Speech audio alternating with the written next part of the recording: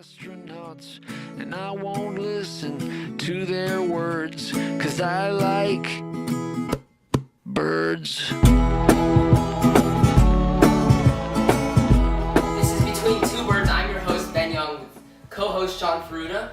Today's top stories concern the events unfolding in Ferguson, Missouri. Last night, again, in suburban St. Louis, police in Ferguson, Missouri, once again had to put down and head off violence in the streets following the shooting days ago of a young unarmed black man who was supposed to head off to college this week. The most frightening thing about this is not the fact that an unarmed man was shot, but how ignorant the mayor of Ferguson is.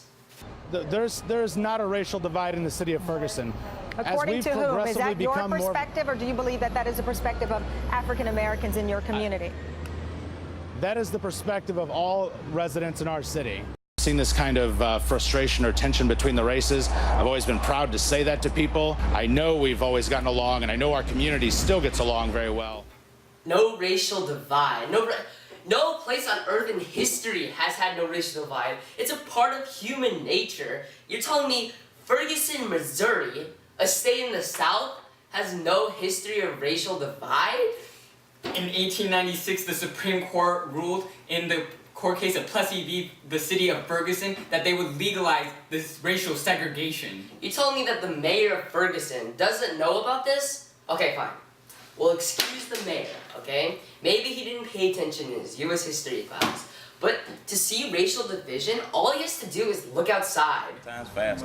They see these dreads and they, I'm young, I'm black, they see these dreads and, that's an automatic flag, depending on the cop you're dealing with. Our friend here is correct. If you're of African American descent, you are 600% more likely to be stopped. These corrupt, racist police are now patrolling Ferguson, trying to preserve the peace. Okay, here's an example of one of these police officers. My hands are up, bro. My hands are up. Hands up. Raise and point. Raise and point at the civilian. Hands up. Fucking kill you. Get back. Hands up. Get back. What's your name, sir? The main slogan for these protesters is hands up, don't shoot. And the main goal of the police is to protect the residents of Ferguson. So why is Officer Go yourself threatening to kill peaceful protesters? More importantly, why is someone like this allowed to carry an M16 assault rifle? An M16 assault rifle has a firing rate of 60 rounds per minute. That means if Officer Go Fuck Yourself decides that he wants to carry out his promise to kill you, all he has to do is hold down the trigger for 5 seconds and 5 people are shot. Why are we even giving cops military-grade weapons in the first place? Well, it's obvious that the police hasn't changed since the civil rights period, but what has changed is the weapons they possess. Instead of being armed with hoses and water pistols, they have M16 and mine-resistant vehicles. You could say that escalated quickly. You might ask, why has this militarization occurred in the first place? Well, most of it was in response to the war on drugs and 9/11 to battle terrorists and drug lords. But obviously, the unarmed citizens of Ferguson are not terrorists or well-armed drug lords.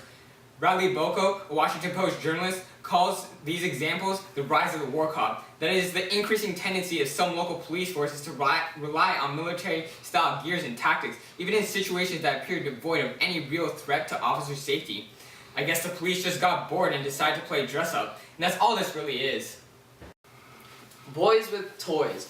Very dangerous toys. An estimated 600 police departments have received mine-resistant, ambush-protected vehicles, which are tanks built to withstand armor-piercing roadside bombs. Last time I checked, the road wasn't a minefield. And the police might not realize this, but they aren't ground troops fighting in Afghanistan. Not only has the Pentagon's 1033 program given officers these vehicles, but also 14,000 bayonets, which have been distributed across the country. Because, when you have big guns, you might as well stick giant knives on the barrels for some shock factor.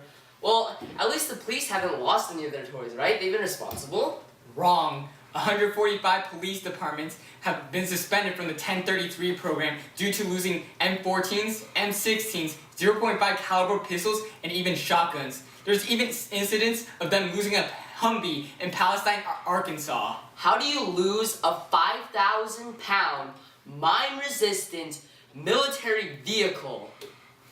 But I guess you could say it's expected for boys to lose their toys, but the real question is, do they still deserve these toys? Well, that depends on whether or not they're using the weapons properly. And at 270 recorded botched SWAT raids, which often result in civilian deaths, makes us question if our boys are responsible enough to keep their toys. To understand the circumstances of these failed raids, we've decided to reenact one.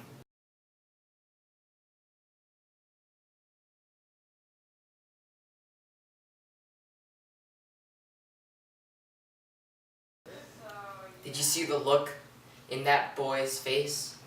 Screw the boy, the dog! The unfortunate truth about that reenactment is the accuracy of it. After reading several case files, we had determined that that was the most accurate representation we could have created. We, however, believe that not all police are like this. Cops are meant to protect us from the threats in our community. Not all cops disregard the rights of the press. To prove this, and their nobility, we send you live footage from Ferguson.